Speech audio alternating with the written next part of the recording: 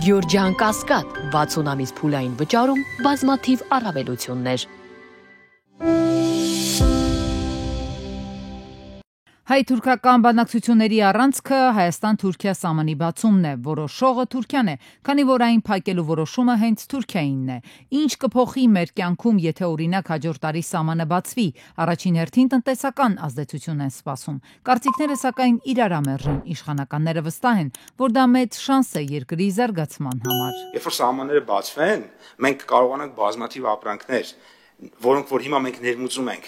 կողքիները արտահանում են, իրանցից ներմուծենք, հետևաբար մեր ներմուծման գինը կեժանանա, հետևաբար Հայաստանում այդ ապրանքների ինքնարժեքը կիջնի, եւ այն որ մենք արտահանում ենք, իրանց արտահանումները չեն խաչվում, կամ խաչվում են, բայց շատ ցածր է ինդեքսը, 0.25 է ինդեքսը, հետևաբար մեզ այդ առումով էական վնասներ չի լինի։ Հիմնական սպասելիքները տարանցիկ բեռնափոխադրումներից սպասելիք շահույթներն են։ Պարզ չէ սակայն, թե ինչ պայմաններով են Հայաստան մտնելու կամ դուրս գալու տարանցիկ բեռները, որքան մաքսատուրք է սահմանվելու, տարեկան որքան բեռներ են անցնելու Հայաստանի տարածքով։ Կարող ես կորցնել մի հատ փոքր բան, կարող ես կորցնել, բայց ավելի լավ է մենք այդ մեծ բանը ստանանք, այդ փոքր բանը այսպես նենց հեշտ կորցնենք, որ աջակցելով, ադապտացնելով, ինչ մի քիչ փակելով, մի քիչ էսանելով, չպետք է մտահոգվեն, որովհետև մենք ունենք բավարար գործիքներ, մեխանիզմներ, ֆինանս։ Իհարկե հարց է առաջ գալիս, թե տեղական արտադրողին սուբսիդավորելու համար որտեղից Հայաստանին այդքան փող, երկիր, որը տարեկան 1 միլիարդ դոլարից ավելի պարտք է վերցնում, որ գոյատևի, իսկ խոսքը հազարավոր ֆերմերների մասին է, թուրքական արտադրողների հարվածի տակ առաջինը հազարավոր ֆերմերներն են հայտնվելու։ Պետական լուրջ քաղաքականություն, հովանավորչական սուբսիդավորման լրջագույն քաղաքականություն իրականացնում է եւ լայն տարածաշրջանային իմաստով թուրքական գյուղատնտեսությունը հազարագույն տնտեսություններից մեկն է։ Նույնիսկ եթե խոսքը պարզապես արդար մրցակցության մասին է, Հայաստանը գյուղոլորտում մի քանի անգամ հետ է Թուրքիայից։ Օրինակ հարևան Վրաստանը չնայած ունի լավ կլիմայական պայմաններ եւ զարգացած ենթակառուցվածքներ, միևնույն է չի կարողանում տեղական շուկայում մրցակցել թուրքական գյուղմթերքի հետ։ Դժվար է պատկերացնել մի իրավիճակ, երբ գոնե այս պահին, այդպես բացառապես տնտեսական գնահատականներով առաջնորդվեն եւ օրինակ նույն թուրքական էքսպանսիոնիստական քաղաքականությունը պայմանավորենք միայն տնտեսական շահով։ Հետևաբար այս պարագայում հենց այդ տնտեսական գործիքների եւ լծակների շատ լինելը եւ հնարավորությունների շատ լինելը խեղդելու պարզապես հայկական տնտեսությունը, այստեղ է առաջանում ամբողջ մտավախությունը։ Խոսքն ամենևին չի գնում սահմանը չբացելու մասին։ Բաց սահմանը միանշանակ լավ բան է, այլ հարց է, որ այն բացելուց առաջ պետք է լինեն հստակ հաշվարկներ, թե որ ոլորտում որքան կարող են կորցնել, ով է թիրախում, որքան գումար է անհրաժեշտ, որպեսզի անվտանգության բարձիկներ ստեղծվեն տեղի ֆերմերների համար։ Սա մի ոլորտ է, որտեղ աշխատում է եւ իր հացի փողն է վաստակում մոտ 800,000 քաղաքացի։ Ասում եք հաշվարկ չկա։ Դե ես խորհուրդ եմ տալիս հետևել իմ գիտական գործունեության, իմ հոդվածները հերթով կարդաք եւ կարծում եմ բոլոր հարցերի պատասխանները կունենաք։ Եթե չկան հաշվարկներ, հստակ հաշվարկներ, ապա որտեղ է երաշխիքը, որ այդ կրակ հանգցնելու լուծումն այդ պահին կլինի։ Այսինքն, եթե չկան լուրջ տնտեսական հաշվարկներ, ապա պետությունը պարզապես տեղում է փորձելու լուծել պահի տակ առաջացած խնդիրները, իսկ սահմանի բացմանը հետևող հնարավոր համակարգային խնդիրները շարունակելու են խորանալ, մինչև կպայթեն մի հարմար պահի։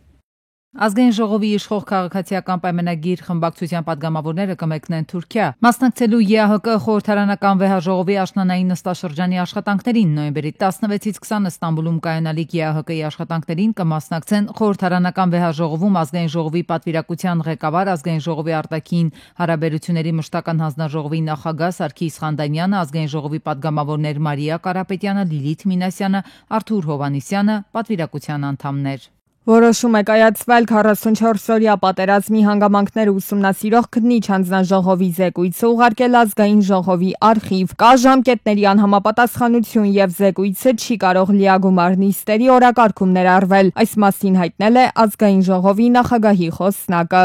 Նուբարաշեն քրեակատարողական հիմնարկ տեղափոխված Արսեն Ղուկասյանի կյանքին վտանգ է սպառնում, այս մասին ասել է փաստաբան Տաթև Սողոյանը։ Նրա խոսքով վարույթն իրականացնող մարմնին հենց առաջին պահից ներկայացված է եղել Արսեն Ղուկասյանի առողջական վիճակի մասին էպիկրիզը եւ հաշմանդամության կարգը։ Չնայած դրան, դատարանը անտեսելով այդ ամենը ընտրել է կալանավորումը, որպես ծանրագույն միջոց, ինչն ուղղակիորեն հակասում է կառավարության որոշմանը, որովհետեւ ոչ մեկ, այլ մի քանի կետով ունի այնպիսի հիվանդություններ, որոնք անհամատեղելի են կալանքի կրման պայմանների հետ։ Սրբազանին դատողը Քրիստոսին խաչող է այս խորագրի ներքո մի շարք քաղաքացիներ բողոքի ակցիային անցկացրել ազգային ժողովի դիմաց նպատակ ունենալով իրենց խոսքով բացատրել հանրությանը, որ հայ առաքելական եկեղեցու բարձրաստիճան հոգևորականների, մասնավորապես Շիրակի թեմի առաջնորդ Միքայել arczepiskopos Աջապահյանի նկատմամբ իրականացվող քաղաքական հետապնդումներն ու ապօրինի դատավճիռը հավասարազորեն սրբապղծության եւ որ իշխանությունների արհեստական խաղաղության օրակարգի դիմաց մեր ժողովուրդը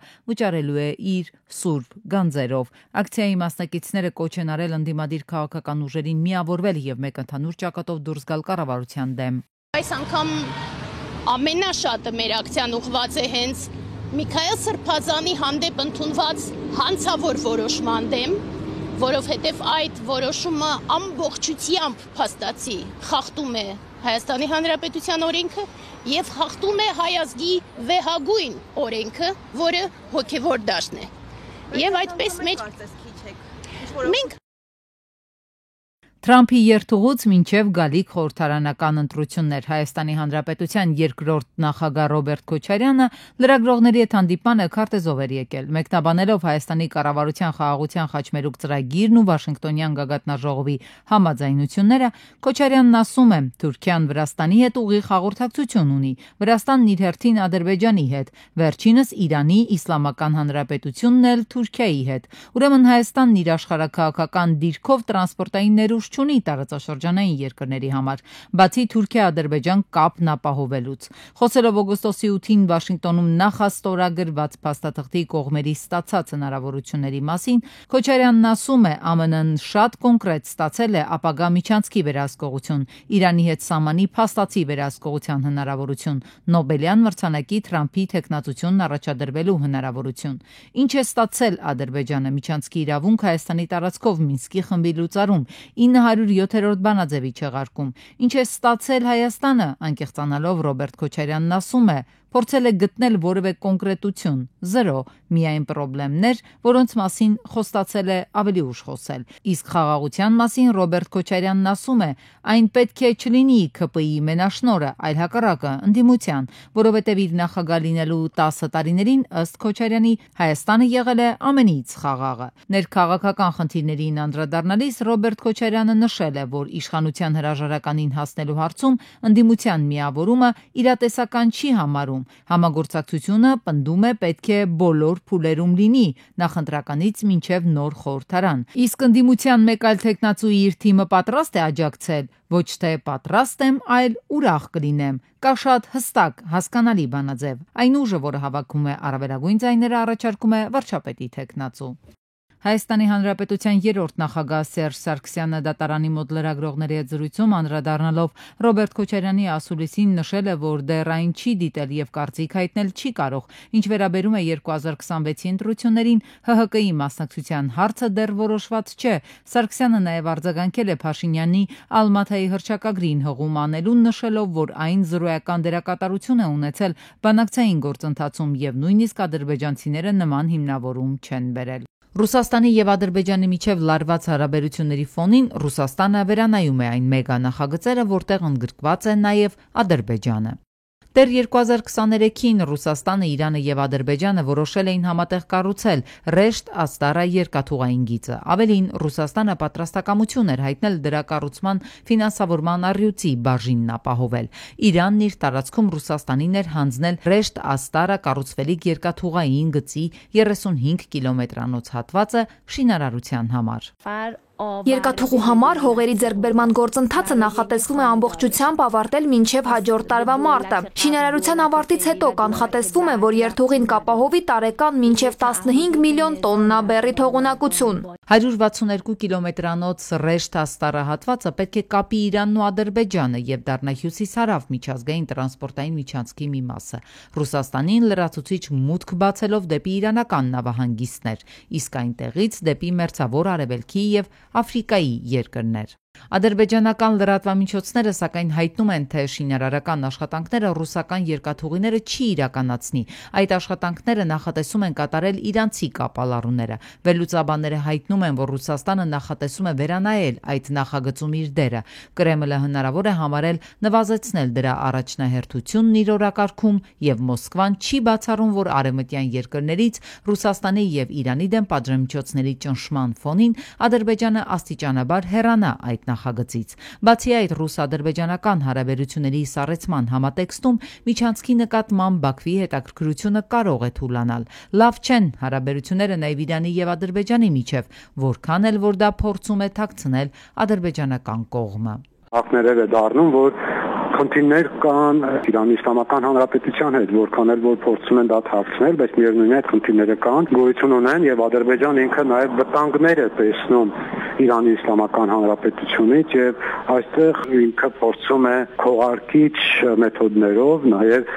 իր անվտանգության բարձիկները բարձրացնել։ Մոսկվա-Բաքու հարաբերությունների լարվածության ֆոնին տեղեկություն տարածվեց, որ Օվերչուկն առաջիկա օրերին նախատեսում է այցելել Ադրբեջան։ Ռուսաստանի Դաշնության փոխվարչապետը Բաքվում մասնակցելու է Ադրբեջանի, Ռուսաստանի, Իրանի ներկայացուցիչների եռակողմ հանդիպմանը։ Իրանական կողմից եռակողմ հանդիպմանը կմասնակցի տրանսպորտի եւ քաղաքաշինության նախարար Ֆարզանե Սադիղը։ Ադրբեջանի եւ Ռուսաստանի հարաբերությունները սրվեցին, երբ ամռանը Եկատերինբուրգում ձերբակալվեց ադրբեջանցի 50 անձ։ Ձերբակալության ընթացքում մահացել է 2 մարդ։ Ադրբեջանի գլխավոր դատախազությունը քրեական գործ հարուցեց Ռուսաստանի անվտանգության ուժերի կողմից ադրբեջանցիների խոշտանգումների եւ սպանության փաստով։ Եկատերինբուրգի դեպքերից հետո Օվերչոկի հունիսի վերջին նախատեսված այցը Ադրբեջան չեղարկվել էր։ 2024-ի դեկտեմբերի 25-ին Ղազախստանի Ակտաու քաղաքի մոտակայքում վթարի ենթարկվել ադրբեջանական ավիաուղիների ուղևորատար օդանավը,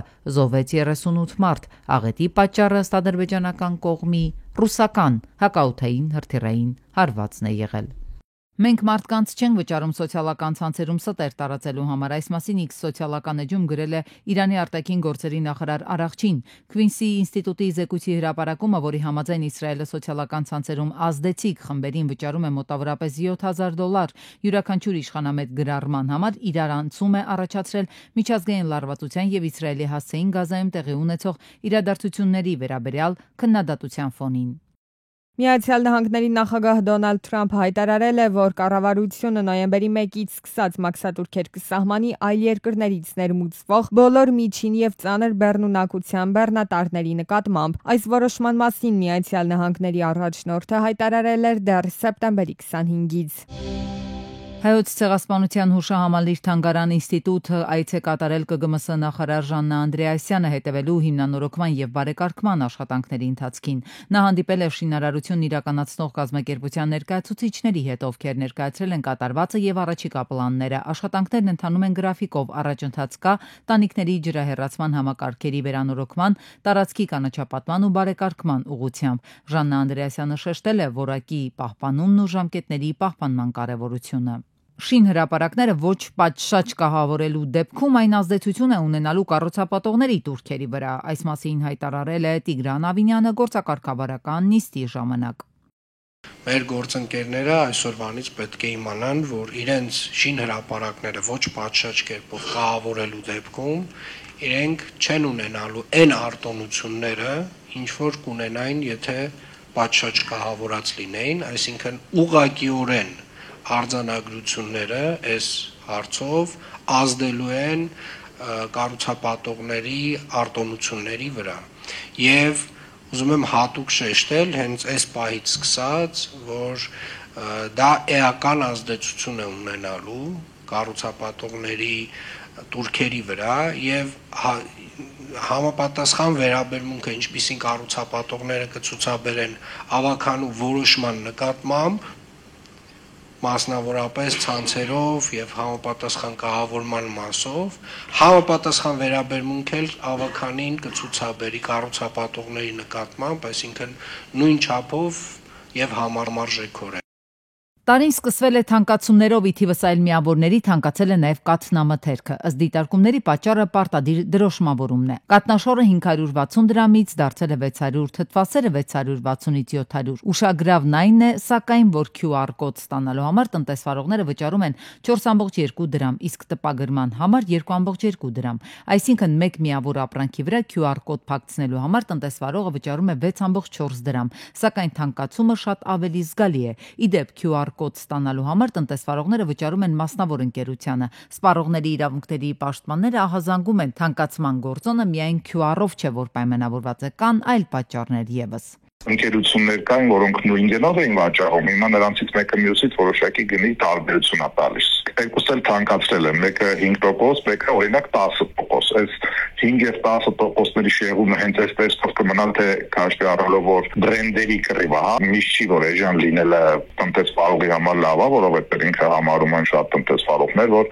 բրենդը չի կարող ավելի էժան լինի, քան մյուսի բրենդը, եւ գները մոտեցնում են իրար։ Պիպոյանն ասում է, եթե ժամանակին դրանք սովորական հարկադրոշներ էին, որի համար տնտեսվարող սուբյեկտը վճարում էր 2 դրամ, ապա այժմ ստանում է էլեկտրոնային ֆայլ, վճարում է գումար նաև QR-ները տպելու համար։ Այսինքն կրկնակի ծախս է կատարում, դրա համար էլ ապրանքը 6 դրամով թանկանում է։ Հարկադրոշները ներդրվեցին ստվերի դեմ պայքարի համար եւ դա պետք է կրեր ոչ թե մշտական, այլ կարճաժամկետ բնույթ, որից հետո պետությունն այդ գումարը պետք է հետ վերադարձներ տնտեսվարողին։ Հիմա այն դարձել է պարտադիր պահանջ, իսկ գումարի վերադարձ չկա։ Մրցակցային եւ սպառողների պաշտպանության հանձնաժողովից պարզաբանում են։ Մրցակցության եւ սպառողների պաշտպանության հանձնաժողովը ուսումնասիրում է շուկան, եթե լինեն գերիշխող դիրք ունեցող ընկերություններ, ապա վարույթ կհարուցվի։ Գործընթացը նոր է սկսվել, բայց առաջիկա օրերին կատնամթերքի շուկայում փոփոխություններ կլինեն։ Ենթադրվում է, որ կատնամթերքը շատ ավելի կթանկանա, իսկ մինչ համապատասխան մարմինները կփորձեն բացատրել, թե ինչու 6.4 դրամի ծախսը հանգեցրել է 40-ից 50 դրամի թանկացման, սպառողը շարունակում է վճարել ավելին, հաճախ առանց դրա հոդաբաշխ պատասխանը ստանալու։ Նույն ճակատագիրն է սպասվում նաև այսպես ասած փակ տուփով ցանկացած արտադրանքի, օրինակ սուրճին։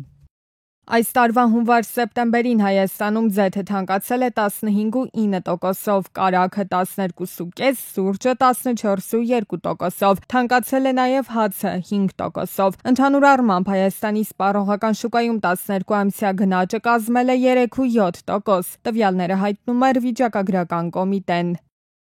Ղարաբաղից տեղահանված պատերազմական գործողությունների հետևանքով զոհված կամ անհետ բացակայող ճանաչված անձանց ընտանիքների կողմից հիպոթեկային վարկերի մարումը իր վրա վերցնելու որոշում է կայացրել կառավարությունը։ Հիմնավորման մեջ նշում է, որ տեղահանումից հետո նշված ընտանիքները հայաստանյան բանկերից մեկի միջոցով հիպոթեկային վարկավորմամբ Հայաստանում անշարժ գույք են ձեռք բերել եւ սկսած 2023-ի սեպտեմբերից այդ վարկերի գծով ամսական մարումները չեն իրականացնում, ինչը կարող է հանգեցնել բանկի կողմից գրավի առարկա հանդիսացող գույքերի բռնագանձմանը։ Որոշմամբ նախատեսվում է Հայաստանի քաղաքացիություն ձեռք բերած շահառուներին տրամադրված հիպոթեկային վարկերի ամսական մարումները իրականացնել Հայաստանի պետական բյուջեի միջոցներով վճարման ժամանակացույցերին համապատասխան։ Հայաստանի քաղաքացիություն չունեցող շահառուների համար հիպոթեկային վարկերի մարման գործընթացը կմեկնարկի Հայաստանի քաղաքացիություն ձեռք բերելուց հետո հաջորդ ամսվա 20-ից։ Շաքի ջրվեժում գենդեր փարթի իրականացրած քաղաքացին տուգանվել է 80,000 դրամով։ Նա վարչական պատասխանատվության է ենթարկվել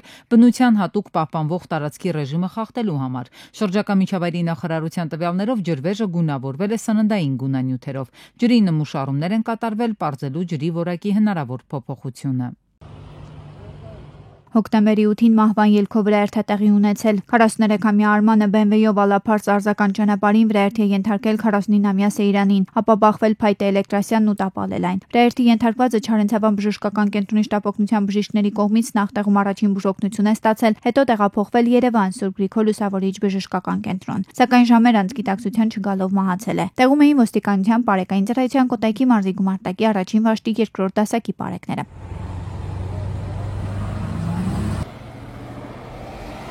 Հոկտեմբերի 8-ին խոշոր ավտովթար է տեղի ունեցել Կոտայքի մարզում։ Աշտարակ Եղվարդ ճանապարհին բախվել են Ֆորդը, VAZ-2107-ը եւ Զիլը։ Բախման հետևանքով 07-ը դուրս է եկել երթևեկելի գոտուց, հայտնվել դաշտում, Զիլի թափքն էլ կոտրվել է ու մասամբ հայտնվել երթևեկելի գոտում։ Երկու հոգի տարբեր աստիճանի վնասվածքներով տեղափոխվել են Եղվարդ քաղաքի հիվանդանոց։ Վիրավորներին առաջին օգնության են հասել քաղաքացիները, օպերատիվորեն ժամանած փրկարարության Եղվարդի շրջփրկարարական ջոկատի փրկարարներն ու Եղվարդի հիվանդանոցի շտապօգնության բժիշկների հերթապահ խումբը։ Տեղում էին ոստիկանության բարեկային ծառայության Կոտայքի մարզի գումարտակի 2-րդ վաշտի 2-րդ դասակի բարեկները։